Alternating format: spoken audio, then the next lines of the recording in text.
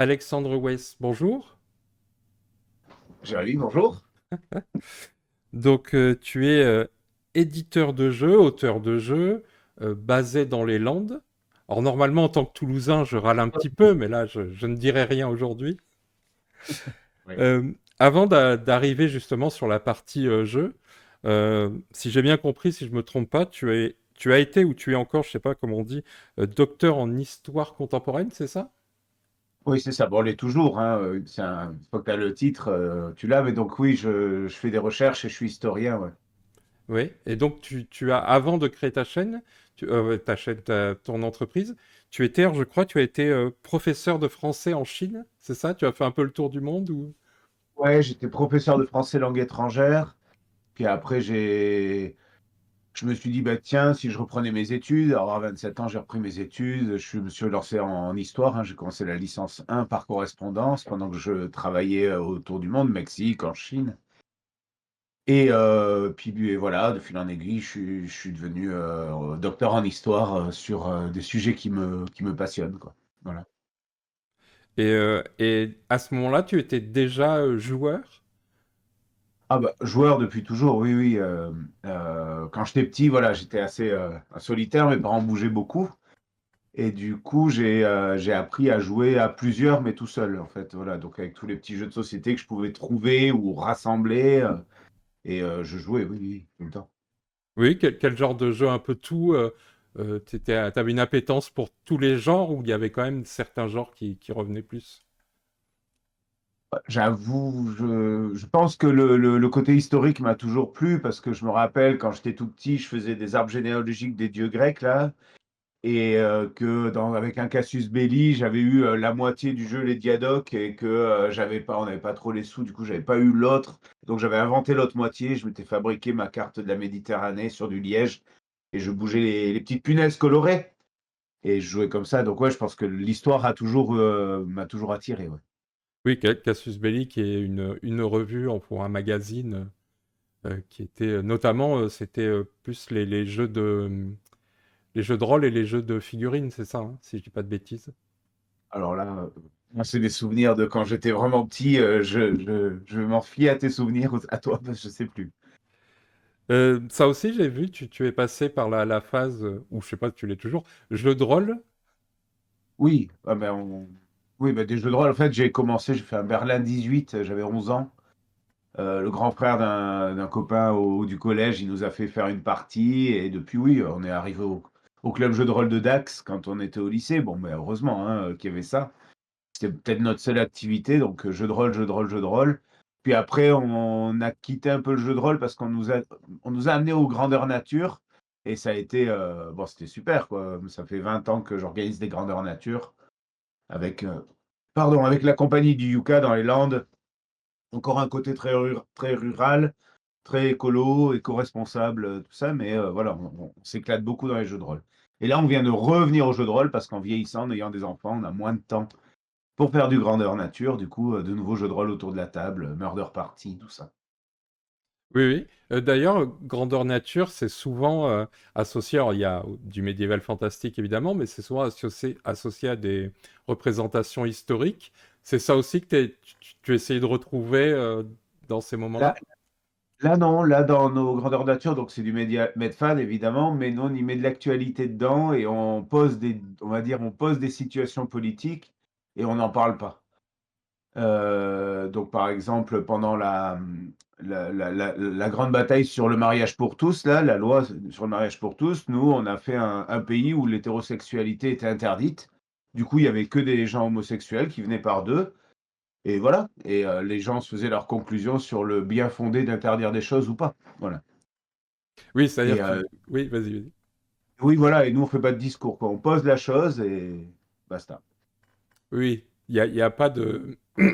L'idée, c'est de mettre le contexte et ensuite de laisser les gens vivre la situation, quoi. Bah, oui, oui, voilà. Et puis, je pense que ça marche mieux parce que si tu commences à faire la morale à tout le monde, enfin bon, les gens, ils se vexent ou ils n'ont pas envie de t'écouter. Ils sont, voilà. Non, tu mets et voilà. Ok. Tu parlais d'association. Est-ce que, si j'ai bien compris, c'est ça qui t'a amené à un moment à créer ton entreprise enfin Yes Game. Ouais, bah, après 20 ans de bénévolat, on s'est dit, bon, bah, peut-être qu'on pourrait aussi faire autrement, parce qu'on a aussi un rêve depuis 2003, on a commencé à poser les premières pierres de notre Monster Game qu'on voulait un jour faire, et on s'est dit, on ne pourra jamais faire ça de manière associative, il va falloir qu'on fasse autre chose, et puis on s'est dit, oui, mais pourquoi on ne pourrait pas vivre un peu des jeux qu'on fait? Bon, alors du coup, le Grandeur Nature, c'est toujours bénévole, évidemment. Ça changera pas. Mais voilà, on a créé notre société où on fait des murder parties, on les écrit, on les diffuse, enfin, on les fait jouer, on les organise un petit peu autour de nous, dans les médiathèques principalement. Et on s'est mis aux jeux de société parce qu'on s'est dit, si on veut sortir notre Monster Game un jour, il va falloir être connu. Il va falloir montrer qu'on sait faire des choses, apprendre à les faire et tout ça. Donc voilà, donc on s'est lancé avec un petit jeu. On s'est dit, dans notre tête, c'était un petit jeu de joueurs un peu en microcosmos comme ça dans notre groupe. Et on a lancé Witchside et on s'est rendu compte que c'était pas un petit jeu. Donc voilà, bon, on a découvert un petit peu tout en vrac. Au fur et Moi, à mesure. je suis plus du genre à foncer dans le tas. Moi, je planifie pas trop. Oui, oui. Justement, les murders, j'ai vu que il y en avait même pour des ados, pour les plus jeunes, etc. Euh, Ouais. ça reste un moyen d'expression aussi, de faire explorer des univers, des choses comme ça. Oui, alors bon, c'est quand même plus léger. Mars sous pression, par exemple, bon, c'était juste pour s'amuser un peu sur les colonies de Mars. Bon, voilà, c'était pour cette idée-là. Mais la dernière, nous ne sommes que des branches. C'était une lutte contre les bulldozers qui allaient détruire la forêt des enfants. Donc il y avait un mini battle. Enfin voilà. Donc oui, ça dépend des scénarios. Mais en fait, ça dépend aussi des thèmes du département. Là, on s'est calé sur les thèmes du département un peu. Pour nous ne sommes que des branches. Oui, il reste. Il y a toujours quand même une idée, j'ai l'impression, hein, peut-être tu me contrediras, de vouloir quand même parler de ce qui t'entoure, quoi. Oui, bah moi je suis au milieu des gens. Alors autant en tant que joueur, on est dans un microcosme, on jouait ensemble depuis hyper longtemps, donc pour nous, on avait une vision complètement déformée du monde du jeu ou de ce qu'était un gros jeu, un petit jeu, des choses comme ça. Autant dans la vie de tous les jours, en tant qu'historien, bah, tu parles d'actualité, tu es dedans, enfin voilà, c'est important. Oui, j'ai toujours eu cette envie. De partager ce que je comprends ou vois des choses, quoi, j'en sais rien. Ouais. Justement, donc Yes Game aussi, c'est. Alors moi j'ai noté en premier, c'est non, Moonlight Brewers. J'ai mis loin l'écran, donc mes petits yeux. Ouais. Je montre en même temps à l'écran. Euh, Il y a quelqu'un de ma communauté qui soutient la chaîne qui disait Yest, le terme Yest, le fait que le premier jeu ce soit des moines trappistes, etc. Est-ce qu'il y avait un lien? Oui, alors du coup, forcément. Alors Yeast, Yuka, donc c'est on a voulu garder la même lettre pour avoir un rapport. La compagnie Yuka, c'est notre assaut de grandeur nature. Oui, il y a un lien évidemment sur la bière, mais c'était pas censé être le premier jeu qu'on allait sortir.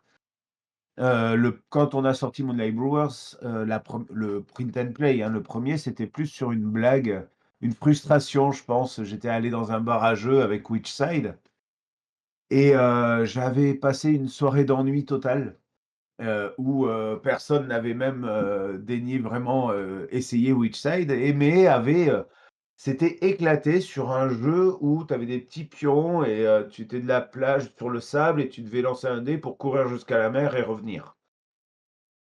Et là, je me suis dit: «Oh là là» et du coup, je me suis dit: «Non, mais c'est pas enfin, faut vexer». On s'est dit: «On va faire un jeu où on fait juste que lancer des dés et on va brasser de la bière». Mais voilà, donc c'est tout. C'est né d'un truc vexé, mais on n'a pas été capable de faire juste un truc où on lance des dés et on bouge un pion, quoi. C'est pas notre délire. Du coup, on a voulu, mais on n'a pas réussi. Oui, il y a l'idée aussi. D'ailleurs, c'est un jeu que tu as. Donc, tu es en auto-édition. C'est pas. Ouais. Euh, c'est un jeu que tu édites avec des objets. Alors j'ai vu, pour en parler de bière, il y a notamment les pions sont des capsules de bière. Ouais, nouvelle version. Ouais, ouais, ouais. T'as refait. Euh, Justement, j'ai trouvé ça bien, c'est que tu es aussi engagé dans la manière de produire ton jeu, enfin tes jeux. Ouais, mais moi je pense que c'est important. En fait, quand on est on va dire consommateur, même si c'est un nom un peu pas top, mais bon, si tu es un consommateur, c'est pas ta faute. Qui est le réchauffement climatique, qui est le changement climatique, que là, ça soit pollué et tout, t'as pas vraiment le choix, surtout si t'as pas de sous, quoi. Si tu pas de thunes. Tu limité dans tes choix.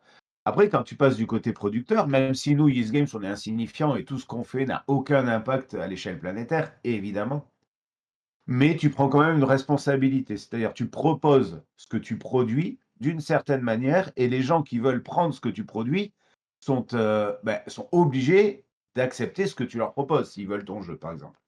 Du coup, moi, je suis passé dans l'idée que on est responsable de ce qu'on produit, plus que de ce qu'on achète.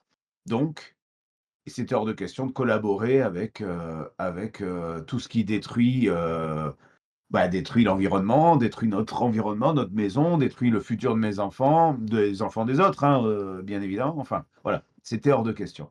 Du coup, il y avait aussi l'idée de, enfin, il y a l'idée aussi de commencer comme ça, c'est-à-dire c'est pas de l'opportunisme économique, c'est pas parce que ça devienne plus cher en Chine qu'on se pointe ici, c'est pas parce que tout le monde en parle qu'on fait de l'écologie.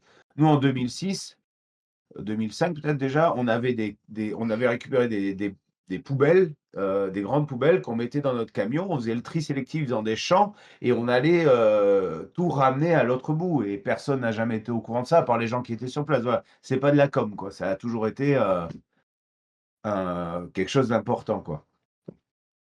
Et Même si, même si c'est symbolique parce que on a peut-être vendu, on a vendu pas des tas de jeux. Du coup, ça change rien au fond du problème, hein. oui, oui, oui, mais ça envoie quand même, je pense, un message aussi aux gens qui reçoivent tes jeux, c'est-à-dire que c'est pas rien non plus. Ceux qui les reçoivent, oui, oui, oui, bien sûr. Il y en a aussi. Là, on a fait l'anti-gaspi de Witchside, le Witchside anti-gaspi. Bon, ça, on pourra en parler si tu veux Ouais. après.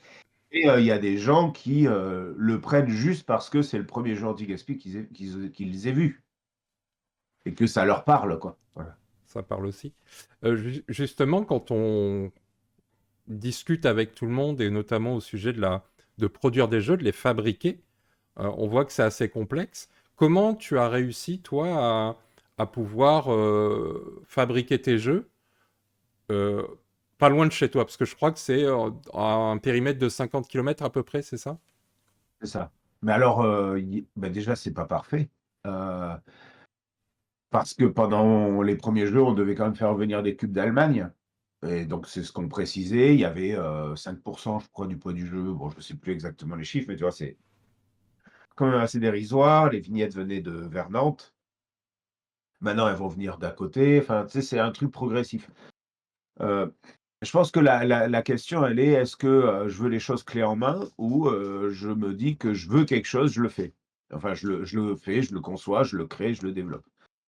Moi, j'aime bien, j'aime bien faire les trucs. J'aime bien faire les choses que les gens disent, ah, c'est pas possible. Bon, ben, on va voir, hein. Et comme je suis pas un anxieux du style, est-ce que ça va marcher? Est-ce que très motivé, moi je me dis, de toute façon, il y a pas de raison. Alors j'y vais, je fonce. C'est comme ça que j'ai fait prof de FLE, hein. J'avais un sac à dos, je suis allé à l'autre bout, voilà, je bataille pas. Du coup, je suis allé autour de chez nous, je me suis assis, j'ai discuté, jusqu'à ce que je trouve quelqu'un qui me dise: «Mais tout est possible» et j'étais là: «Bah, alors avec lui, on va s'entendre» et on a, développé comment faire des jeux ensemble, avec les erreurs, les lacunes, les améliorations, et tout ça et c'est comme ça que j'ai fait le truc. Je pense qu'on a fait le truc. Qu'on a développé la possibilité de créer. Après, on a eu de la chance, alors je sais pas pourquoi, mais on arrive à avoir des boîtes à 50 kilomètres dans une entreprise qui aurait pas forcément pris chez nous, qui nous aurait pas forcément pris. Euh, Mais là, c'était dans ouais, c'est assez cocasse. Je pense que j'ai réussi c'était pendant le covid, j'ai eu le rendez-vous, il est venu, jusqu'à Dax, leur commercial et il pleuvait, il y avait tout fermé. Du coup, on est allé dans un parking souterrain, j'ai sorti 2 bancs, 2 tabourets en bois, la cafetière et on a discuté pendant 1 heure et du coup, ouais, voilà le sourire, le blabla, la tchatche. Je pense que ça y joue. Je comprends que tout le monde ait pas il y a des gens plus timides, tu vois? Et que je comprends que ça soit bien plus complexe. Moi, j'ai cette facilité de pas l'être, quoi. Après, je vois beaucoup trop de gens qui disent: «C'est pas possible». Mais en fait, il y a beaucoup de gens qui disent: «C'est pas possible» parce qu'ils ont un intérêt à ce que ça le soit pas. Et c'est ça qui me gêne, moi. C'est que, on devrait, on devrait quand même, montrer plus qu'en fait c'est possible. C'est entre guillemets «un choix». Alors c'est on va me dire: «Oui, mais tout le monde est capable, c'est un truc de libéraux et tout». Non, non, non, c'est pas ça que je veux dire, hein, qu'on me fasse pas dire les trucs sont pas bons. On est tous capables de faire des choses et il faut en avoir la volonté, mais c'est pas parce qu'on veut qu'on peut. C'est pas une histoire de et bien sûr que si on a plein de sous, quand on est jeune, on va claquer des doigts, quelqu'un va le faire pour nous, évidemment. Quand on n'a pas de sous, ça va être dur, va falloir travailler. On est face à de l'échec, c'est possible de le rencontrer, mais on n'est pas dépendant de ceux qui ont de l'argent. On peut, même sans rien, réussir des choses. Voilà, c'est ça que je voulais plus dire d'un point de vue, qu'on est tous capables de faire des choses, quoi. On n'est pas moi ça voilà, on n'est pas dépendant des patrons ou des gens qui ont du capital.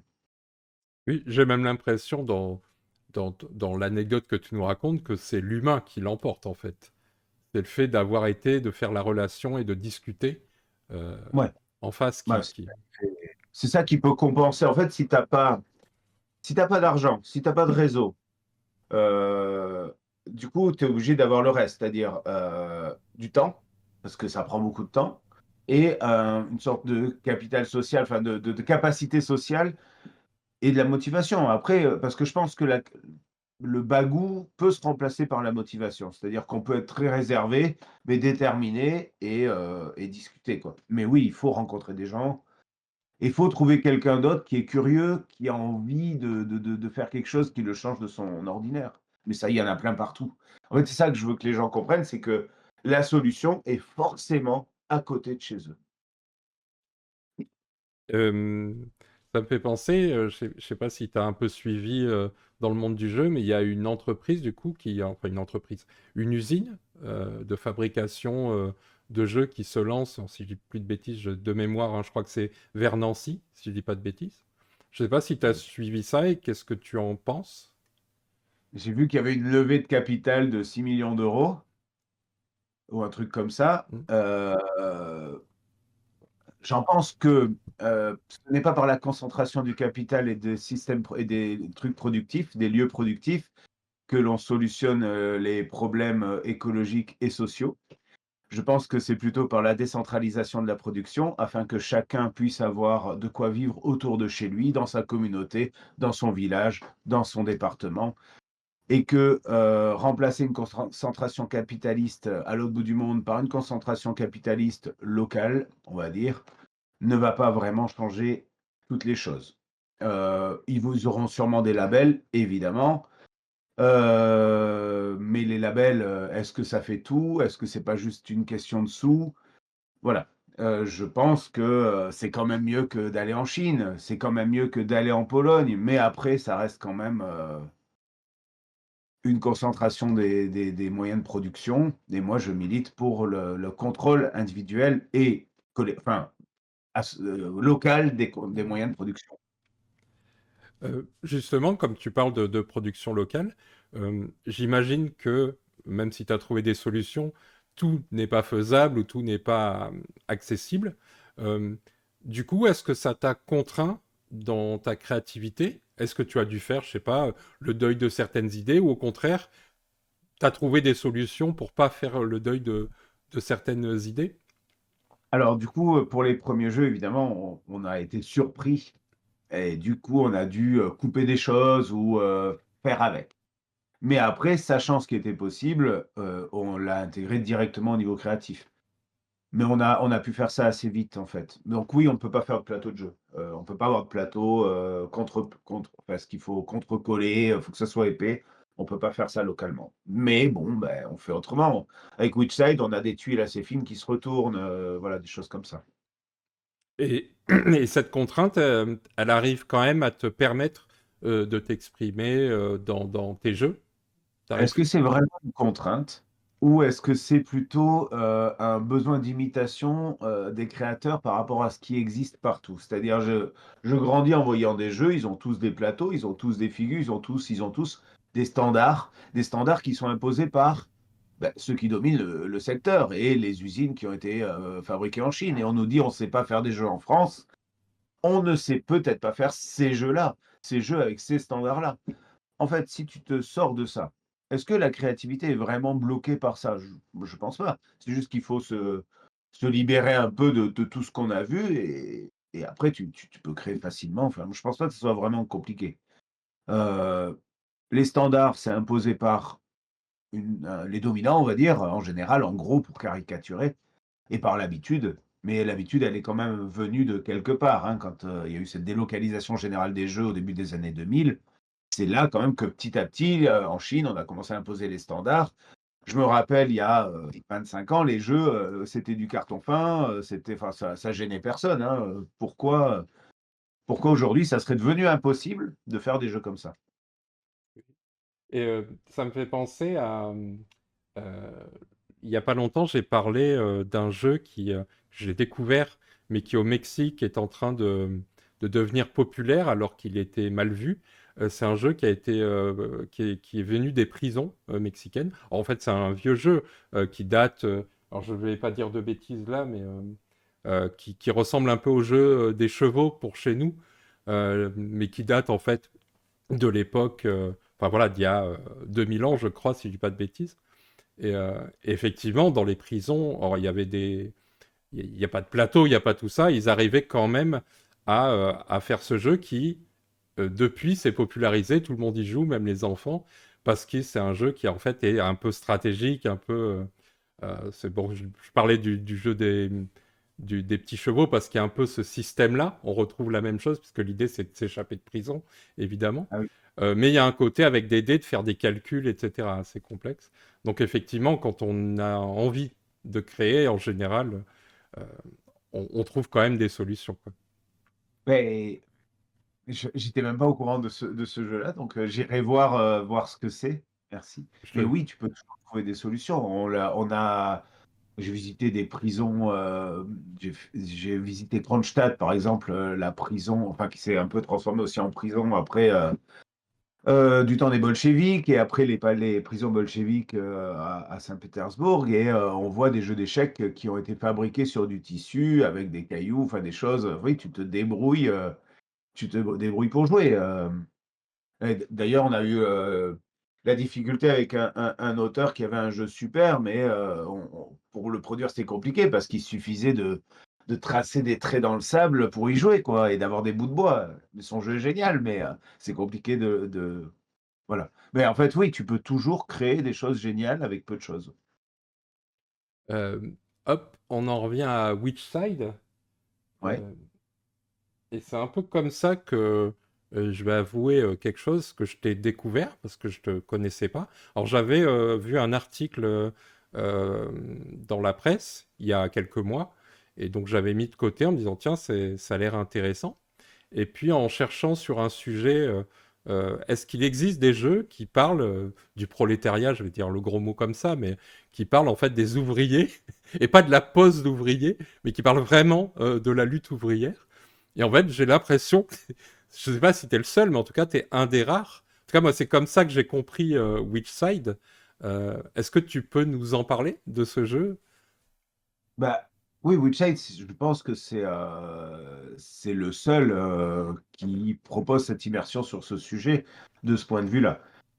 On nous a dit des fois c'est comme hégémonie, mais non, c'est l'autre point de vue. C'est-à-dire moi je suis historien du quotidien de la militance anarchiste et syndicaliste au Mexique et aux États-Unis.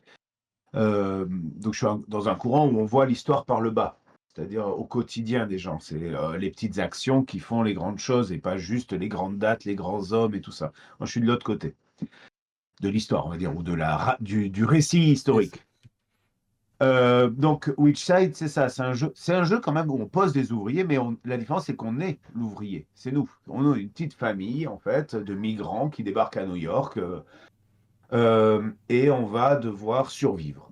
Survivre parce que tous les jours, il faut aller bosser, et donc, tu poses tes ouvriers sur les actions de travail, et tu gagnes quelques maigres dollars. Sauf que ces actions de travail augmentent ta jauge de risque. En même temps, le jeu, c'est un jeu coopératif contre le jeu, du coup classique. Le jeu va dérouler des cartes, les cartes patronales, qui vont te mettre des mini-règles pour t'embêter. Sachant que ces mini-règles, enfin, ces cartes patronales sont historiques, hein. Enfin, je veux dire, c'est des choses très plausibles, quoi.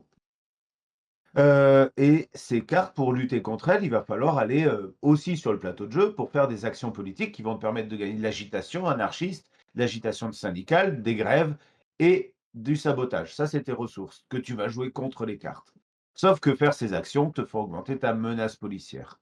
Chaque tour, tu pioches des cartes. Celui qui a le plus en menace policière, prison. Celui qui a le plus en risque, blessé. Blessé, tu baisses ta santé, tu augmentes le coût de ta vie, donc il va falloir payer plus, c'est un cercle vicieux. Tu tombes, tu tombes, tu tombes. Et en fait, on commence le jeu, on est à un certain niveau. Bon, je monte un peu haut, mais non, c'est déjà pas très haut, quoi. Et tu vas devoir te raccrocher comme tu peux pour essayer de vaincre le patronat, de prendre le contrôle des moyens de production. On en revient là, hein, il y a quand même un fil conducteur, le contrôle des moyens de production localement pour établir la commune libre de New York. Alors là, on est dans l'Uchronie, ça ne s'est pas passé, mais le contexte est historique, hein. C'est-à-dire que moi, j'ai fait tout un travail d'archives que j'ai intégré dans les cartes. euh, et voilà. Et oui, on est vraiment dans la lutte ouvrière, mais aussi la lutte à cette époque, il y avait quand même beaucoup plus de solidarité entre les ouvriers pauvres, les travailleurs pauvres et les sans travail, hein, et les migrants. Et tout ça, au sein pardon, au sein des Industrial Workers of the World, il y avait toute cette masse de déshérités, de désœuvrés qui était très politisée et qui marchait main dans la main quand même. Voilà. Oui, oui, ça me fait penser, je voulais faire un sujet sur les suffragettes qui, euh, qui notamment ont créé des jeux, ont créé plusieurs jeux de société et on les ont utilisés aussi, pas forcément pour le propos, mais aussi pour financer leur lutte. Et je Ouais, trouve... Donc le jeu de société est finalement toujours au cœur de tous les sujets, de toutes les luttes et de notre histoire, de l'histoire de l'humanité, quoi. C'est assez oui. incroyable. Le, le- le- En fait, une société, elle est, enfin, la partie ludique fait partie des composants d'une société. C'est juste que récemment qu'on a cru que le travail était la seule valeur et le seul truc qui devait tout dominer et écarter le jeu. Le jeu, c'est pour les enfants, en fait. Non, ça n'a rien à voir. C'est juste un choix de société productiviste que de remplacer la part ludique par un travail exacerbé. Voilà, enfin, c'est juste ça. Mais il y a aussi Lizzie Maggie, une socialiste en 1905, Oui.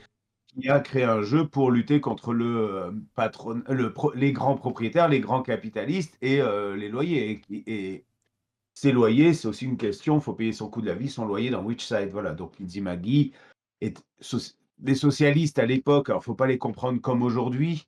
Je veux dire, même ce qu'on appelle extrême gauche aujourd'hui n'est pas du tout extrême face aux socialistes de l'époque, hein, ça n'a rien à voir, c'était beaucoup plus radical et c'était éminemment anticapitaliste. Et ça, je le redis, c'était anticapitaliste. Voilà, pour remettre Lizzie Maggie un peu dans son contexte historique.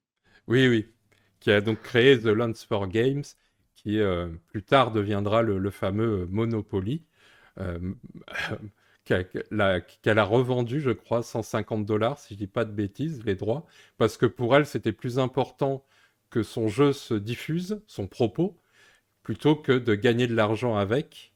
Euh, Ouais. je pense que la pauvre, si elle savait ce que c'est devenu, Elle n'avait pas prévu que son propos n'existerait plus, quoi. Enfin, si, maintenant on en reparle un peu, mais ça oui, n'a rien à voir avec. c'est plus tout Oui, à non, fait ça. non, elle l'aurait pas revendu si elle avait su. Justement, toi, qu'est-ce qui Witchside, c'est venu comment? C'est d'abord l'idée d'une mécanique ou de quelque chose, ou c'est d'abord le propos qui t'a amené à créer le jeu? Alors, chez nous, c'est jamais d'abord la mécanique. C'est-à-dire qu'on veut raconter quelque chose, sans le prendre du jeu de rôle, je pense, ou du grandeur nature, quoi. On a une histoire et c'est ça qu'on veut raconter. Donc, en fait, il y a Upton Sinclair, donc c'est un autre socialiste du début du XXe, même époque que Lizzie Magie, Upton Sinclair qui avait écrit The Jungle, une série d'articles qui sont sortis où il prenait un migrant ukrainien comme Urgis comme exemple. Mais il n'existait pas vraiment, mais son enquête de terrain est réelle. Et donc il l'avait incarné dans un personnage. Et quand on lit l'histoire de ce Urgis, on se dit non, c'est pas possible, il peut pas tomber plus bas. C'est pas possible. Non, là. Et à chaque fois, c'est encore pire. Et il découvre des choses comme les ouvriers qu'on laisse les ouvriers qu'on laisse morts dans les grandes cuves de Saint-Doux, enfin des choses dégueulasses. Le côté des propriétaires terriens qui s'allient, qui rendent insalubre exprès, qui font des faux contrats pour augmenter le loyer, pour mettre les gens dans la plus grande misère, pour qu'ils puissent plus payer, pour leur prendre tout leur argent et les virer et en mettre d'autres à la place. Enfin, vraiment, on tombe sur une situation extrémiste. Vraiment, on voit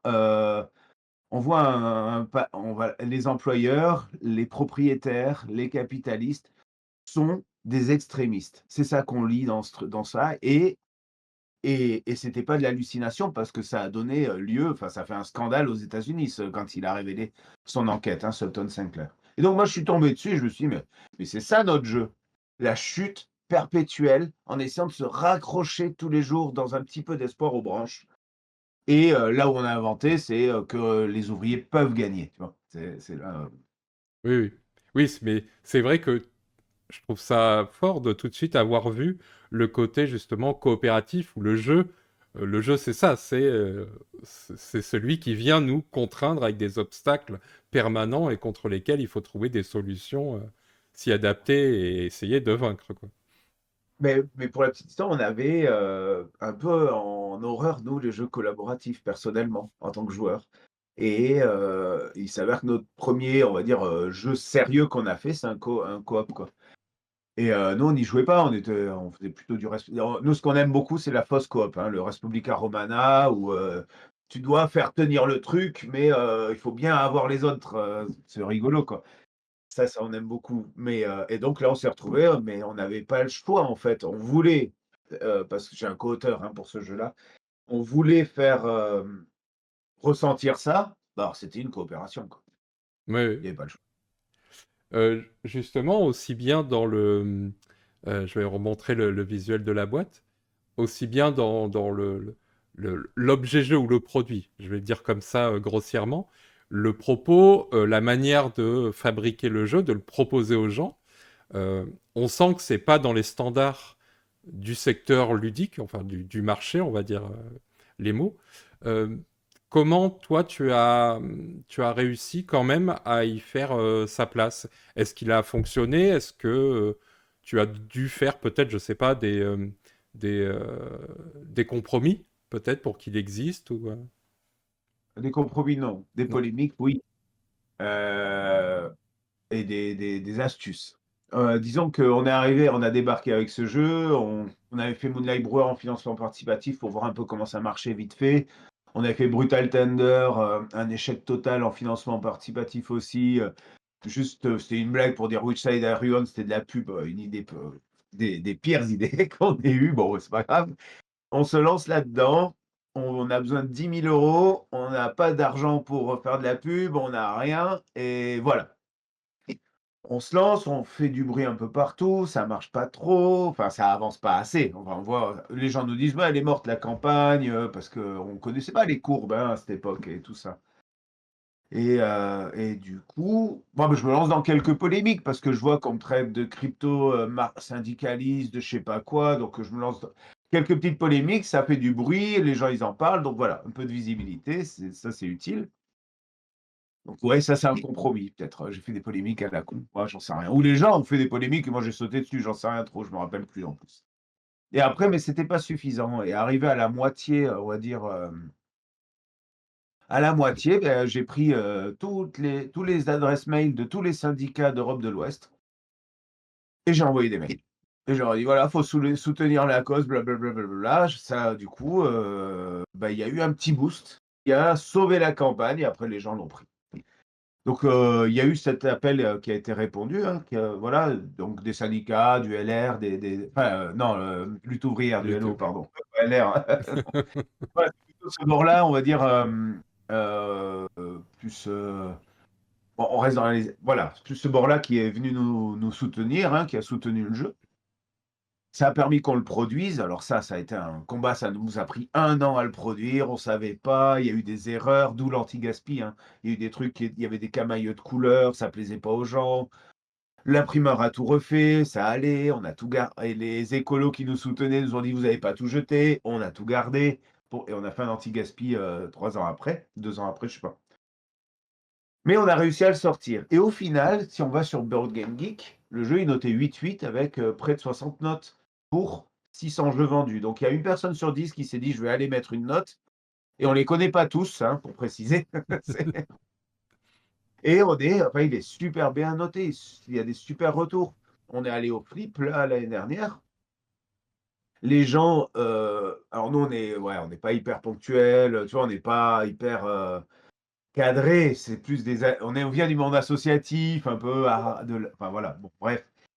C'est la première fois de notre vie, des gens attendaient à notre table pour jouer à Witchside encore, l'année dernière. Donc en fait, non, il est super bien reçu parce que, enfin il est même demandé, parce qu'en fait, il donne une immersion et une coopération autour de la table qui se retrouve pas. En fait, tu vis quelque chose de différent, pendant 3 heures, on va dire, pour la première partie. Oui, bah, je m'étais un peu renseigné avant parce que j'ai pas eu l'occasion d'y jouer, de mettre la main dessus. Euh, et les gens autour qui ont eu cette occasion-là m'ont tous fait des retours positifs justement, aussi bien sur le jeu que sur le propos. Et donc, bah, je trouvais ça bien. Il est toujours donc disponible. On peut toujours se le procurer. Oui, alors à la fois en version, vanilla, je sais pas comment dire, de base, il y en a plus énormément de ceux-là et il y a peut-être une centaine d'anti-gaspi qu'on a fait encore de coup. Du coup, c'est 50 € pour le base, celui de base et 30 € pour l'anti-gaspi. Et la version anti-gaspi, c'est quoi? C'est une version avec. Camailleux de couleurs sur les cartes, qui change absolument rien au gameplay parce qu'il y a 157 cartes, donc si tu as envie de les apprendre par cœur et que tu y arrives, bravo, mais bon, en général, enfin, ça me paraît trop complexe pour que ça change quoi que ce soit au gameplay, surtout que rien n'est caché. C'est-à-dire, tu pioches une carte, tu la montres à tout le monde, hein, voilà. Et l'autre truc, c'est il y a des vignettes, adhésives à coller sur les petits disques Ouais. de couleurs. Eh bien, ils ont été imprimés plus grands, donc il faut le coller et le découper légèrement ou le replier sur les bords. Voilà voilà les problèmes de l'anti-gaspi. Ok. Oui, qui ne sont pas vraiment des problèmes pour qui veut vraiment jouer, quoi. Pour jouer, non, voilà, c'est pour, bon, quand on veut de collection, mais encore, voilà, je pense pas que Witchside soit un jeu, de collection esthétique, enfin, je sais pas, voilà, comment le dire, mais, il y a pas, des kilos figus, des trucs comme ça, quoi. Oui, oui, oui. Ça me fait penser, il y a quelques jours, donc on enregistre, on est le 21 février. Il y a quelques jours, il y a un manifeste métaludique qui est sorti. Je ne sais pas si tu as vu passer ça. J'ai survolé. Justement, qui vient notamment d'une partie des personnes qui sont, je ne sais pas s'ils sont, tout le monde est à l'origine, mais en tout cas, ils ont travaillé sur le fameux prix Lizimagi, donc qui a un prix pareil qui va. Qui Oui, vas-y. qui a financé qui a félicité Daybreak, Oui. Tu penses que c'était pas. produit en Chine par, le capitalisme global. Oui, tu Voilà. penses que le, le, le propos du jeu, c'est-à-dire le thème et ce qu'il raconte, ou ce qu'il veut faire passer comme message, est tout aussi important que la manière dont il a été fabriqué? Je pense 2 choses. Oui, ça déjà je le pense parce que si on ne prend pas en considération, la conception du jeu, heu, on on ne peut pas réellement démontrer que notre propos n'était pas opportuniste et que notre propos a vraiment un sens. C'est-à-dire, à quoi ça sert de de dire quelque chose que tout le monde a entendu, c'est-à-dire, «Le monde va mal», en, participant à ce système qui le rend mal, en quoi ça donne en quoi ça donne un message, renouvelé, utile, parce qu'en fait, on est au courant. Je veux dire, on a la télé, on a les enfin, on est au courant. Soit on le refuse, soit on l'accepte, mais on est au courant. Je veux dire, soit on croit que c'est un complot, mais on l'a entendu, quoi. Tu vois? En quoi ça apporte quelque chose? Du coup, moi, je pense que c'est pas une bonne idée parce que quand on regarde un peu les boîtes qui le font, c'est pas non plus des grands écolos. Et puis, avoir du FSC en Chine, alors que tu prends des porte-conteneurs pour revenir jusqu'en Europe, bon, ben, voilà, désolé, je pense que c'est pas, c'est contre-productif. Mais mon autre, mot, c'est plutôt que il a aussi eu le Spiel, je crois, non? Ou un truc comme ça? Il est. Alors, j'avoue que moi, les prix, je suis pas trop au Ouais. fait. Mais Bon, oui, très certainement, oui. voilà. Pourquoi, qu'est-ce qui reste? Voilà, c'est ça. Qu'est-ce qui reste aux gens, engagés à fond, si les prix, qui ont des noms engagés, restent dans le mainstream? Alors je comprends bien pourquoi ils peuvent le faire et ils ont sûrement raison et c'est pas la ques enfin, ouais, je comprends bien pourquoi ils veulent le faire. Ils le font parce que ça a une portée, c'est dans le monde du jeu, c'est plus intégré, c'est plus grand public et tout. Mais du coup, qu'est-ce qui reste à ceux qui font les choses vraiment? En fait, c'est ça la question que je me pose moi et du coup, c'est pour ça que, je regarde en survolant. Moi, j'ai pas le temps de faire tout ça, ça m'a pris du temps, et je suis pas forcément, enfin voilà, j'ai d'autres choses à faire comme produire des jeux de manière éco-responsable, radicale et tout ça, quoi. Voilà. Oui, oui. Et tu penses qu'on peut quand même avoir un propos sur ce sujet, tout en ayant conscience et en le faisant sentir dans son propos qu'on est aussi une part du problème? Je pense à ça pour l'environnement, par exemple. Je me dis toujours comment parler de ces sujets-là, alors même qu'on est en train de... Moi, par exemple, je fais des vidéos, donc je limite souvent la taille des vidéos pour éviter justement de faire du 4K ou des choses qui sont extrêmement polluantes et qui n'ont pas de nécessité pour nous écouter. Mais j'ai quand même cette démarche de me dire, oui, mais parler de ça tout en étant dans un système polluant, à quel moment on se Oui, place, mais quoi. tu peux pas le faire depuis une cave non plus, Oui, oui. avec, des lettres à la main que tu écrirais, en chaîne pour envoyer. Alors j'ai parlé à Alexandre Weiss et tu l'envoies à tous ceux qui voudraient t'écouter, tu vas galérer. Je sais pas à partir de quel moment, mais je pense qu'il y a beaucoup de, en fait, il y a une idée qu'on peut, bah, du capitalisme vert, de tous ces trucs qu'on peut, changer les choses tout en, continuant, comme avant et que juste en parlant et en verdissant un petit peu le truc. La question est du greenwashing. Où est-ce que ça commence? Tout ça. Alors moi, c'est vrai que je suis pas non plus un spécialiste de cette question. Du coup, j'ai un peu de mal à répondre avec grande pertinence, et à être précis. Mais je pense quand même que, des paroles et des actes, tu vois, c'est assez important d'avoir un peu de cohérence avec soi-même. Mais alors, il y a la question, qu'on nous renvoie toujours: «Ça remplit pas le frigo», des trucs comme ça, bon, oui, d'accord, oui. Ou, «Tu pollues, tu as un smartphone» ou, «Tu es sur Facebook», tout ça et oui, oui, oui, oui, oui. Mais des fois, j'ai l'impression qu'il y a des critiques qui sont là pour, lisser le propos, pour faire que tout se vaut et après, voilà, c'est une chose différente en essayant de propager une voix et en décernant des médailles. C'est pas la même, chose qu'on est en train de faire, quoi.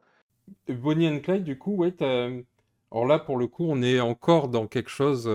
Alors, j'ai l'impression, alors c'est toujours historique, Bonnie and Clyde, mais ça reste là, pour le coup, plus dans le côté pop culture, en tout cas dans le côté un peu plus dans l'imaginaire collectif.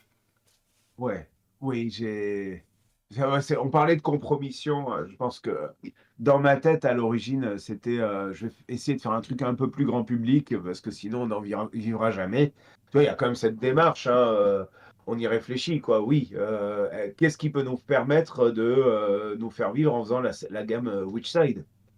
On n'a toujours pas résolu cette question, hein, mais donc oui, Bonnie and Clyde, c'était un peu ça. Euh, mais alors, on nous a un peu dit que c'était au début une romantisation du banditisme et tout ça, alors qu'en fait, quelqu'un qui avait fait ses critiques y a joué parce qu'on lui a montré, il a bien vu que pas du tout, en fait, on est vraiment quand même encore dans une représentation du quotidien. C'est-à-dire, on est dans cette course en avant, ils sont là, et ils se retrouvent face à ils font leur premier mort, et après, ben, c'est une fuite en avant, ils n'ont pas le choix.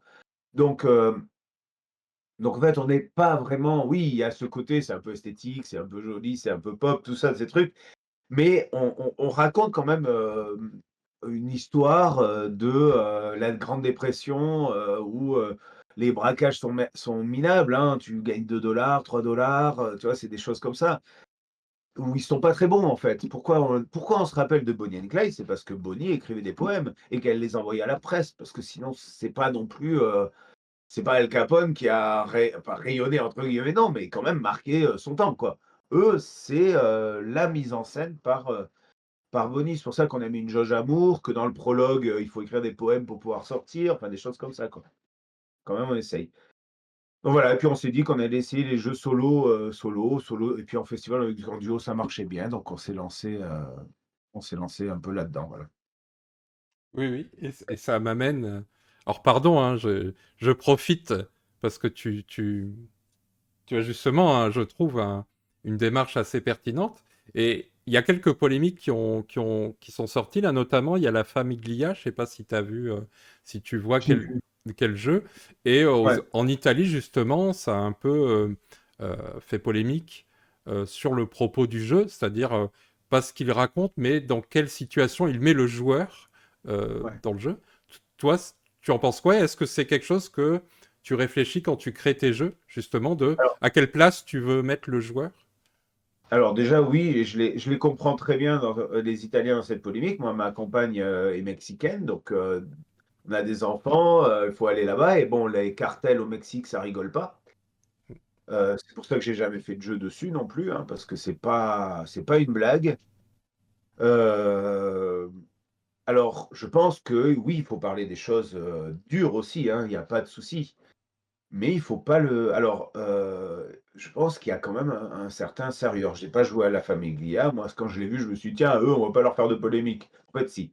Voilà, mais ça vient d'Italie parce qu'ils sont concernés, et du coup, je pense que, oui, il faut quand même essayer de garder un certain sérieux, quoi. Moi, si quelqu'un me fait un jeu sur, les cartels mexicains et qu'il, parle pas du fait qu'on démembre des gamins de 20 ans, parce qu'ils ont pas remboursé je sais pas quel truc de drogue, et ça c'est sérieux, hein, ce que je dis, c'est pas une connerie, une Oui, hallucination, oui, c'est c'est vrai, quoi. Des histoires que là, il y a la mère de ma compagne qui est arrivée, elle nous les a racontées il y a 2 jours, tu vois? Ben, moi je penserais que ces personnes sont pas sérieuses, et devraient pas faire ça, ouais, je pense, ouais. Parce qu'il y a des tas de manières, de faire un jeu, comme on a envie, sans non plus enfin voilà, invisibiliser des massacres, des choses comme ça.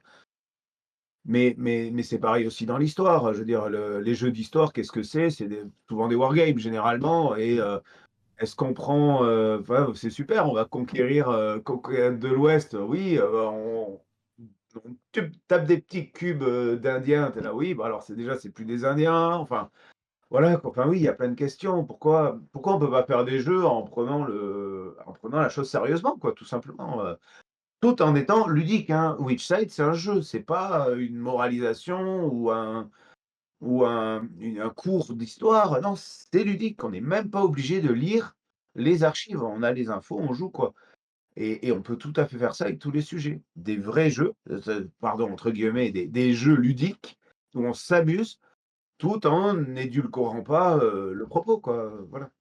Par exemple, la Famiglia chez nous ne pose pas de soucis parce que dans notre culture, en fait, ça n'a pas été un vrai sujet. On n'y a pas été confronté, Oui. etc. Alors qu'en Italie, ça l'est.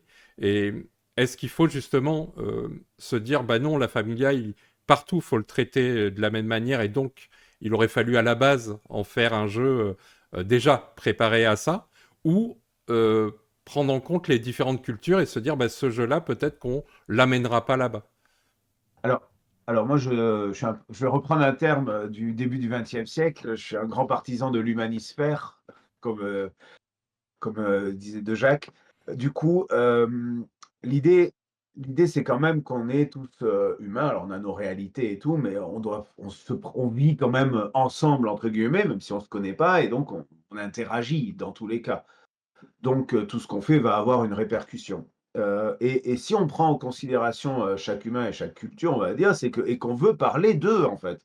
C'est que je ne suis pas en train de parler des gangs français, quoi. Je suis en train de parler de ça en Italie, de prendre un jeu qui s'appelle la Famiglia. Donc je mets tout l'enrobage pour parler de ça. Tu vois, c'est ça le truc. Du coup, je dis pas de pas le faire, hein. Faut le faire bien, c'est tout ce qu'il faut en fait. Oui, on peut s'exprimer sur les autres. C'est important même de le faire parce qu'on a un regard neuf, un regard nouveau, mais on doit le faire sérieusement. Moi, je suis devenu historien du Mexique parce que je sais que je suis conditionné depuis plus tout petit par le roman national, mais comme on l'est tous, donc nous a raconté l'histoire. Donc, quand on est historien de son pays, on est forcément biaisé à la base. Donc, moi, je suis parti historien de quelque chose que je connais pas, que je connaissais pas. Du coup, j'étais un peu neutre, quoi. Mais du donc, c'est intéressant. J'essaye de m'y intéresser avec sérieux. Et en fait, c'est tout ce qu'il faut que les gens fassent. Et je crois que c'est tout ce que demandent les Américains. C'est si tu veux pas le faire sérieusement et te renseigner, ne le fais pas. Mais si tu veux te renseigner et le faire sérieusement, tu peux le faire, en fait. C'est ça, je pense que j'avais écouté quelques Oui. vidéos sur des polémiques. Et oui, en fait, on est tous légitimes à partir du moment où on le fait sérieusement.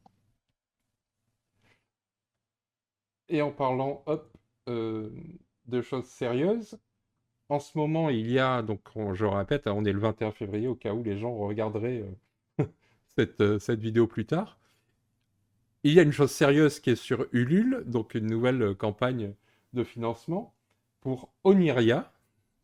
Est-ce que Ouais, tu peux nous parler un peu de ce jeu qui, du coup, est en coédition, en co-création avec Gabriella, donc qui est ta compagne, hein, si je dis pas de bêtises. ouais, Euh, c'est ça. c'est d'ailleurs, petite question, qui est à l'initiative? C'est elle qui avait eu l'idée de créer le jeu ou c'est toi et tu lui as demandé de l'aide ou... Non, on est parti en vacances là et on a toujours cette même question de comment on va en vivre. Nos jeux sont trop chers à la production et on n'en vend pas assez. Du coup, on se dit, et on va en festival, les choses qui plaisent pas sur les plateformes de financement, qui plaisent, pardon, sur les plateformes de financement ne plaisent pas forcément au festival et vice-versa. Donc on s'est dit, il nous faut un jeu. Et ben, enfin, c'est elle qui a amené le sujet. Il nous faut un jeu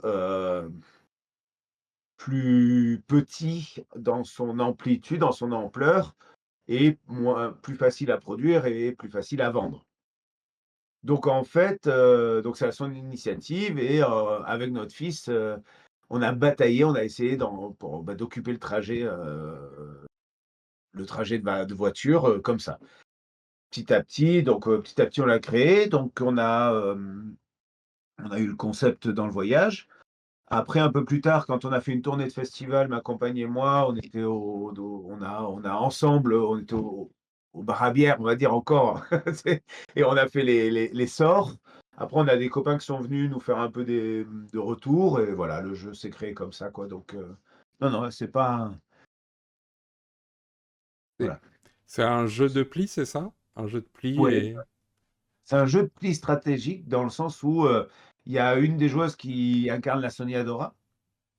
Donc celle qui rêve, elle va avoir un jeu de cartes, un jeu de 7 cartes plus forte que les autres parce que les 3 autres joueuses, si on est à 4, hein, les 3 autres joueuses ont un autre deck, des Sombras, qui sont un peu les ombres, les cauchemars et qui vont être plus faibles, hein, leur deck. Donc à chaque pli, la carte de la Soniadora va affronter la somme des cartes des Sombras. Si la Soniadora gagne, tant mieux, on avance sur le chemin, le voyage initiatique. Si elle perd, on regarde entre les Sombras qui a la meilleure carte. Celle qui a la meilleure carte gagne le point seulement. Donc c'est une fausse coopération de leur côté et seule contre toutes. Il y a un petit chemin de voyage initiatique avec des lieux où il y a des contraintes de pause, où on n'a pas le droit de mettre certaines cartes. On est tous au courant des decks des autres, hein, c'est ouvert, enfin c'est ouvert, je veux dire, c'est ouvert. Ce qui est important, c'est l'ordre dans lequel on va jouer les cartes selon les contraintes, selon ce qu'on pense des autres et selon comment on veut combiner un petit peu nos sorts. Qu'il y en a des côtés Sombras et Soniadora. Donc du coup, c'est quand même un jeu de pli où c'est important au bout d'un moment de compter quand même les cartes. Bon, elles sont ouvertes, donc on peut les recompter, il y a pas besoin de les apprendre par cœur, mais voilà, il y a de la stratégie. Moi, je montre à l'écran, il y a quelques visuels, notamment côté Sombras et côté Soniadora. Alors Alors, je connais pas la culture mexicaine, mais j'ai l'impression que c'est un peu le côté donc rêve et cauchemar, c'est un peu ça. ouais, alors le côté rêve, on a pris un peu la culture, mésoaméricaine. Donc, la première Soñadora est maya, donc, sur des alors l'illustration n'est pas terminée, hein, on est tout le temps dans le développement encore. Ça sera sur une sorte de codex maya avec, des glyphes en fait, de l'époque qui représentent des animaux qui sont les différents animaux du calendrier maya, le Tzolk'in. Et les animaux correspondent aux chiffres, hein. Les chiffres qui sont d'ailleurs en numération maya, la barre c'est 5, les points c'est 1 et la conque, la sorte de coquillage, c'est 0. De l'autre côté, pardon, il y aura d'autres Soniadora, il y a une autre Soniadora qui est d'un autre peuple précolombien qu'on n'a pas encore révélé. Voilà. Bon. En face, les Soniadora, ça va plutôt être dans les mythes, les légendes, mais les légendes bien réelles en fait mexicaines. C'est-à-dire qu'il y a quand même une particularité au Mexique, c'est que, par exemple, bon là, il y est pas, c'est pas c'est pas le propos qu'on a voulu mettre, mais il y a une infirmière, morte qui vient aider quand il y a trop de travail à l'hôpital. Beh, chaque famille connaît quelqu'un qui a vu cette infirmière et quand on en a parlé pas mal avec ma compagne, c'est ça qui est intéressant, c'est qu'à aucun moment, elle dit que c'est vrai, tu vois, qu'elle y croit. Mais en même temps, il y a jamais de dénégation totale, tu vois? Oui, c'est pas vrai, mais c'est vrai. Enfin, c'est assez bizarre donc et en fait, donc la Llorona, les gens l'entendent pleurer, celle qui a elle a noyé ses enfants, elle pleure éternellement. El Charro Negro, il va de ville en ville, village en village pour vo acheter des âmes. Enfin voilà, c'est assez quand même, peu enfin voilà, pour moi qui suis, moi je suis chercheur, j'aime bien le rationalisme et tout, c'est un choc culturel, on va dire et c'est très intéressant. Oui, Voilà. oui. Et c'est alors, le côté, justement, Lorana, tout ça, c'est nous des histoires qu'on voit plus dans le cinéma populaire. C'est souvent utilisé dans les films d'horreur ou quoi. Enfin, moi, je connaissais par ce Ah oui, prisme-là, donc forcément. Euh, et c'est dans la culture populaire mexicaine, hein, on est vraiment oui, dans les quartiers, les villages, voilà, c'est partout répandu au milieu des gens, quoi, voilà, c'est pas une culture, élitiste ou des choses comme ça, c'est une culture populaire et alors je savais pas pour les films d'horreur parce que moi j'ai un peu peur des films d'horreur, je regarde pas du coup, j'ai aucune culture là-dedans, moi euh, donc là, je suis en train et de montrer ouais, toute la campagne. alors J'ai vu, alors je sais plus si c'est sur le site de la campagne, que il y avait le double texte, il y avait le jeu était aussi en mexicain, c'est ça? Ou j'ai... alors il est en oui, alors non, on va imprimer des versions différentes, hein, il sera aussi en espagnol. En fait, on a lancé sur Verkami aussi en même temps, c'est le Ulule espagnol. Ouais, c'est ça que j'avais vu, oui. Voilà et ce soir, ça se lance aussi sur Kickstarter, Ok, pour la version voilà. On a laissé du temps, à Ulule et Verkami, bon et ben là, on n'a pas prévu trop notre public et là, on va le lancer. La particularité de ces 3 campagnes, c'est que chacune est financée avec 500 € et qu'à partir de là, leurs sommes se cumulent pour les paliers, les stretch goals, quoi. d'accord. Donc tout le monde, sur n'importe quelle plateforme, aura ce qui est, on va dire, débloqué, par tout le monde, quoi. Voilà, c'est un peu collaboratif, encore plus. Ouais. Oui, oui. C'est compliqué de gérer toutes ces campagnes, en fait, parce que ça en fait trois en même temps, j'ai l'impression. Moi, j'adore me compliquer la vie, ouais, ouais, des idées, mais c'est pour ça, en fait, c'est une force et une faiblesse, je pense. Je fonce et après, il faut assumer, quoi. Voilà, des fois, je réfléchis pas à tout, quoi.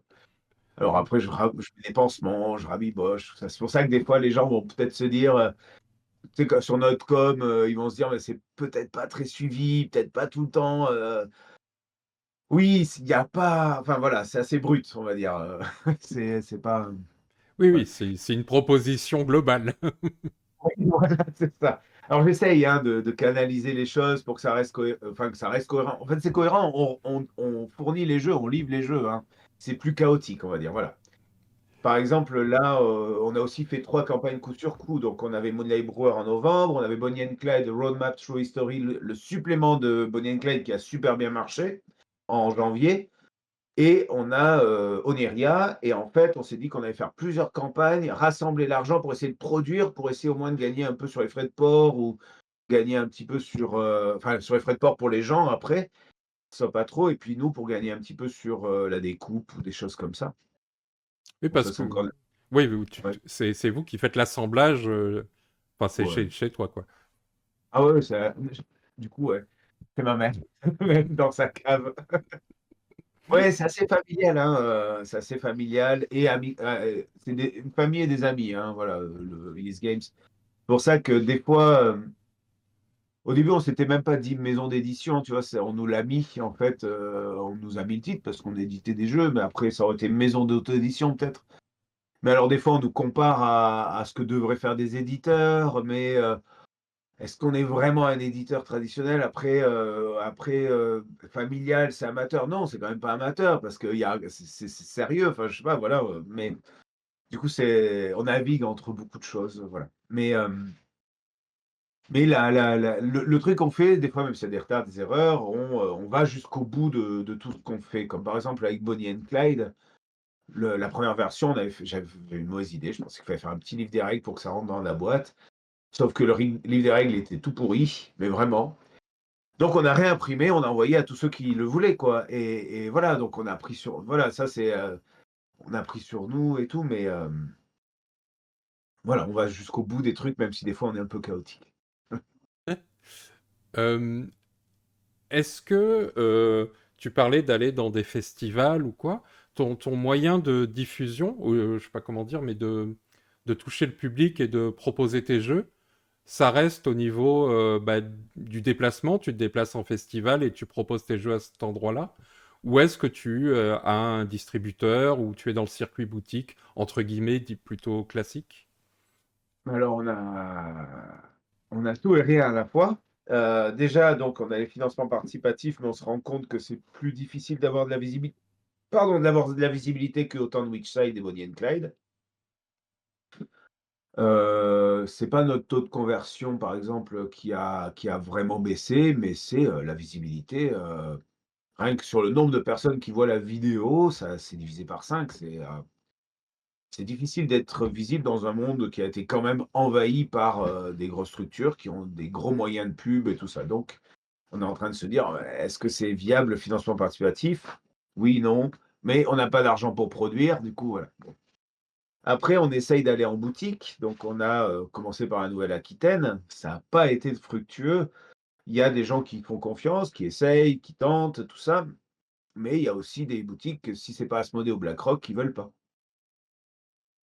Heu, voilà. Du coup, ça, c'est une question, à se poser, vraiment, philosophiquement, je pense, pour le rôle des boutiques.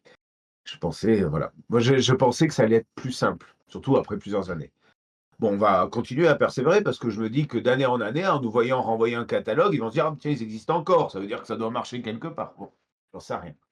Donc là, on va essayer de continuer à développer notre réseau de distribution. On ne peut pas passer par un distributeur parce que déjà nos jeux coûtent, on va dire en moyenne 5 fois plus cher à produire qu'ailleurs. Du coup, on est obligé de zapper tout. En fait, on zappe tout et ça ne peut être que du direct.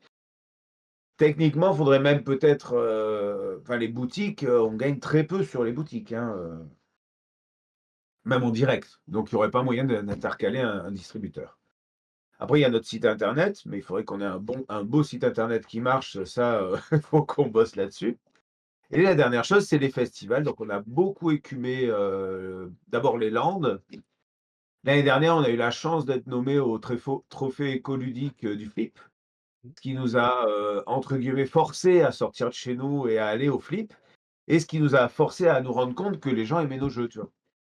Donc on est sur Trovatoire, on s'est mis à s'élargir un petit peu, et donc là, c'est ce qu'on va essayer de faire. On va plus en Gironde, on va plus loin. Mais alors même si on arrive à rentrer dans nos frais, c'est pas suffisant ce qu'on arrive à vendre en festival, tu vois? Du coup, on tâtonne et on essaye de trouver la solution qui nous permettrait de, proposer, notre alternative plus sereinement. Voilà, pour le dire,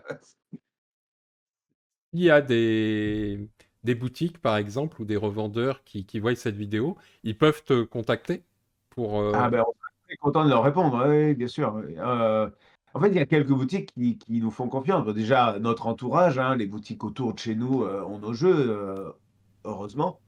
Après, malheureusement, elles tombent comme des petits pains vers chez nous. Du Oui, coup, c'est aussi compliqué.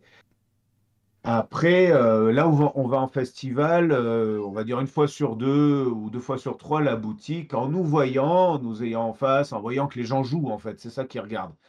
Ils viennent, on a cette rencontre généralement que le dimanche, et je pense qu'ils regardent que, c'est animé, tu vois? Ils regardent ce qui se passe. Du coup, après, ouais, ils essayent nos jeux, quoi. Après, il y en a quelques-uns qui veulent toujours pas, c'est comme ça.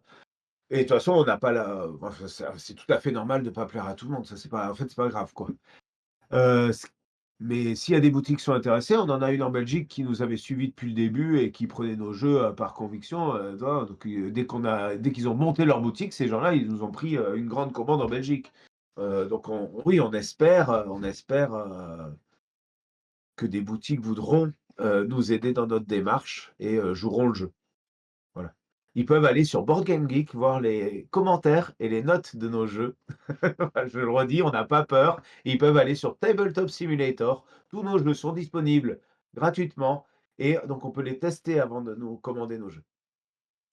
et avant une dernière question, peut-être, au niveau de la communication, est-ce que, je sais pas, par rapport aux médias ludiques, alors quand je dis médias ludiques, c'est au sens large, tu as réussi à trouver un écho pour que des gens fassent, je sais pas, des reviews sur tes jeux ou parlent de ta démarche, tout ça? En fait, je pense que c'est comme partout, on trouve des individus volontaires, de bonne foi, qui veulent, faire des choses et qui aiment notre démarche. Structurellement, je dirais absolument pas. Même au contraire, de l'animosité, de certaines personnes. De l'exclusion, par d'autres, oui, oui. Alors disons que voilà, c'est des disons que les structures sont quand même globalement plus, Pour le marché, timides, oui. et comme on voit, aussi, bah, voilà, après on voit aussi que certains magazines, écrits et distribués, sont faits par des éditeurs, renommés. Du coup, on voilà, quel est l'intérêt de nous poser des questions? Aucun, aucun évidemment. Donc non, à part les individus qu'on remercie et qui savent très bien qu'on les du coup, ça se passe bien, quoi. Ils sont très cool. C'est difficile l'écho. Tellement que pour, Moonlight Brewers, on avait tenté quelque chose d'autre en se disant: «Bah, oui, mais bon, nous, nos jeux nous coûtent cher, on peut pas envoyer tout le temps, et après, parce que ça a un coût, hein, d'avoir des vidéos, hein. Il faut filer le Après, il faut au minimum filer le jeu, payer le frais de port, tout ça. Nous, ça nous coûte très cher, on n'a pas forcément les moyens. On s'est dit: «On va faire le proto tour avec les gens directement». C'est-à-dire, on a envoyé des protos et ils avaient pour but de se diffuser. L'autogestion n'a pas forcément très bien marché. Il y a deux trois protos qui ont tourné, les autres, ils se sont retrouvés bloqués, ils savaient pas trop où aller. Bon, là, c'était pas forcément non plus, un grand succès, mais voilà, on tente des choses. Donc là, on est revenu pour essayer d'avoir des petits articles, des petites vidéos avec les quelques personnes, avec qui on s'entend bien. Voilà. Eh bien, Mais, mais oui. voilà, pour dire que c'est difficile parce que c'est toujours ça, en fait, c'est aussi, on n'est pas à armes égales et du coup et c'est normal, c'est que ces gens-là nous traitent «à armes égales» entre guillemets et du coup, on peut pas forcément, bah, rentrer dans tout ça, quoi. Voilà. Oui, forcément, si on a des attentes du marché et de ce qu'on est habitué à ingérer et à digérer, bah, dès que quelqu'un sort un peu du lot, ça... Ouais, c'est ça, par exemple, les beaucoup veulent une boîte, type définitif. Une boîte comme elle va sortir après, mais le jeu il est pas produit. Le jeu il est même pas terminé pour nous, tu vois. Bah, là j'ai envoyé un Oniria, donc j'ai mis les cartes qu'on a découpées à la main, on a fait le poinçon pour que ça soit arrondi nous-mêmes à la main, on a mis ça dans une enveloppe craft et on l'a plié, on a scotché, on lui a envoyé avec les règles imprimées, tu vois. Et voilà, est-ce que tu acceptes ça? Oui ou non? C'est ça la question. Il y en a qui nous disent: «Ah oui, oui, moi je veux tester le jeu». Mais en fait, c'est ça la question. Est-ce qu'on veut tester le jeu? Ou est-ce qu'on veut avoir une pré-boîte et après encore avoir une deuxième boîte? Comme ça, on peut la revendre, voilà, c'est ça la question. Et est-ce qu'on veut traiter tout le monde pareil? Ça, j'ai déjà demandé, hein, oui, mais notre cas particulier et tout, bah, voilà, c'est pas forcément, c'est des fois, c'est difficile. Mais faut pas, généraliser non plus, hein. Franchement, il y a des personnes, qui nous font, qui nous aident, qui sont compréhensives, ouais, voilà, qui sont très Et, humaines dans ce cas-là, hein. Ça, c'est pas donc on parlait là, il y a la campagne, enfin les campagnes du coup Oniria. Donc de toute façon, il y a tous les liens sont dans la description pour les gens intéressés. Et peut-être une petite vision du futur si t'en es déjà là, c'est-à-dire qu'est-ce qu'il y aura après ou pas encore pour l'instant c'est Oniria, Oniria. ouais, alors non, oui, bon, c'est difficile d'être focus sur des choses, ça bouillonne, il y a toujours plein de trucs. Là, on a commencé à sortir d'autres protos. Il y en a un qu'on voulait faire juste après, bon, on va prendre du temps, c'est Mon Donjon, heu où on joue des aventuriers qui doivent affronter le maître du donjon, mais le maître du donjon qui a tous les pouvoirs à la Populous, quoi. C'est très, voilà. Pour l'instant, un très très bon retour. Ça se passe très bien là. Bon, on n'a pas fait tourner énormément, mais ça se passe bien. On a un jeu au Goulag aussi, qui va être un jeu à rôle caché, dont tout le monde verra beaucoup le clin d'œil et l'historicisation de tout ça, mais j'en parle pas trop encore. Là, on est encore dessus. Et après, Witchside est quand même devenu une gamme. Donc là, on travaille beaucoup, mais alors c'est long, hein, on travaille sur la version Witchside Pirate, Nassau, Caraïbes.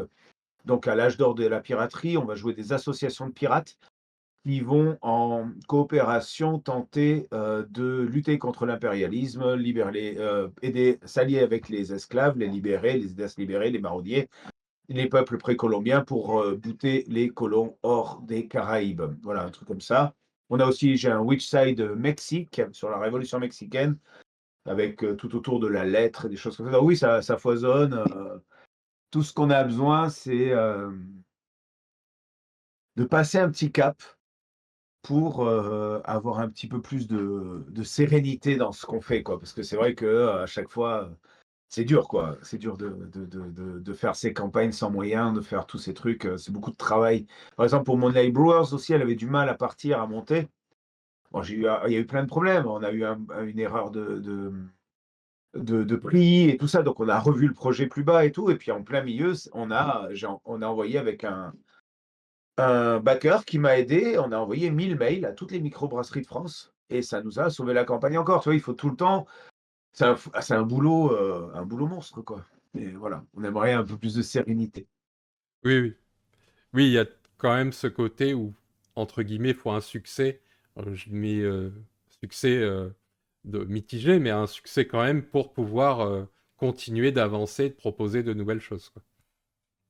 Mais oui, c'est ça, c'est que on n'a pas la force d'impact. Enfin, j'arrive pas en fait à expliquer exactement tout ça.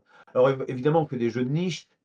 On fait, des jeux écolos, tout ce qu'on fait ne parle pas à tout le monde et tout ça et notre public, nous soutient énormément, oui. Mais c'est juste que, comme on fait beaucoup de choses, on a forcément des lacunes, on n'est pas bon dans tout et la com, les choses comme ça c'est ma lacune, tu vois?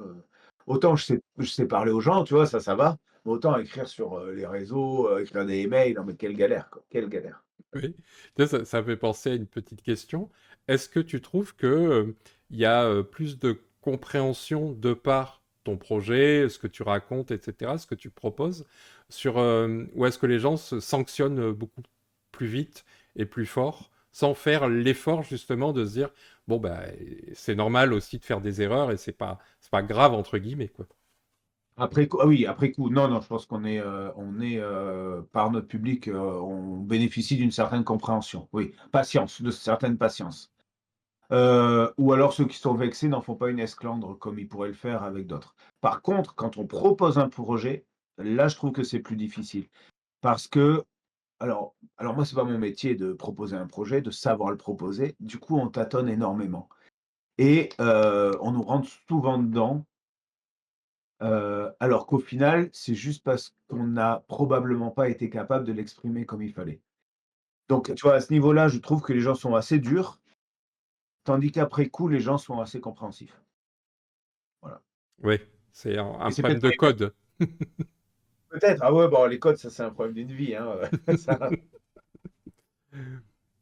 Eh ben, est-ce que tu as quelque chose auquel on n'a peut-être pas abordé, que tu aimerais aborder, ou on a Heu, tout dit?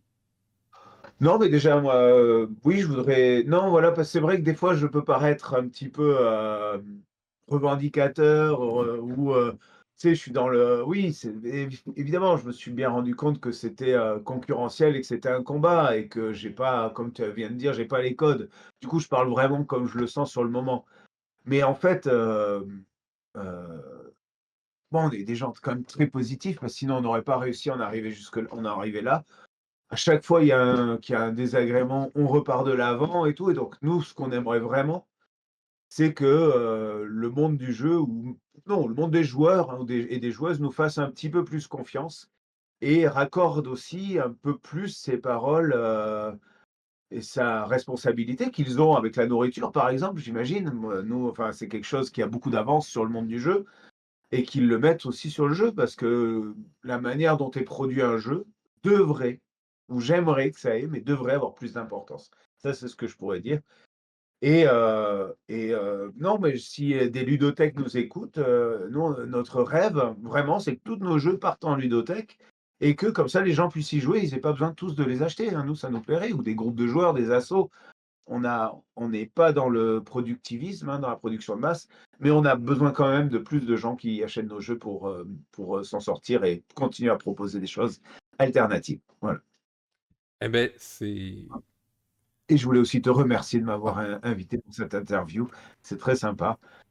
Voilà. bon, c'est moi qui remercie parce que c'était très intéressant. Enfin, moi, je découvre quelqu'un et une entreprise, donc ça me plaît encore plus. Euh, J'espère qu'on va, enfin nous en tout cas, on va continuer à suivre tes aventures. Et puis on se revoit, j'espère, pour de vrai. Vas-y. Si je voulais excuse-moi, je voulais juste préciser un dernier petit truc. C'est vrai qu'on me voit souvent à moi, qui parle et tout ça, et en fait, comme on n'en vit pas, je suis le seul qui ne travaille pas à côté. Les autres doivent bosser pour, vivre et tout ça. Du coup, bah, voilà, ma compagne elle bossait aussi, tout ça, donc moi, je suis vraiment le délégué à tout ça. Je suis celui qui aime parler depuis toujours, avec les gens. Ils sont plus, asociaux, on va dire, mais voilà, c'est quand même une entreprise, on est un groupe de gens, voilà, qui avons quand même, l'envie de faire ces jeux ensemble, hein, c'est voilà. Même si, on voit que moi, parce qu'ils ont pas envie de parler aux gens aussi. Voilà, Oui, excuse. oui. Oui, d'ailleurs, vous êtes combien? Quatre, il me semble, c'est ça? Oui, on est en fait, ça a fluctué dans le temps, mais, en auteur, on est 3 là. Il y a un illustrateur et on a un copain qui nous aide, à la réflexion intellectuelle et stratégique. Voilà. Et la maman qui assemble.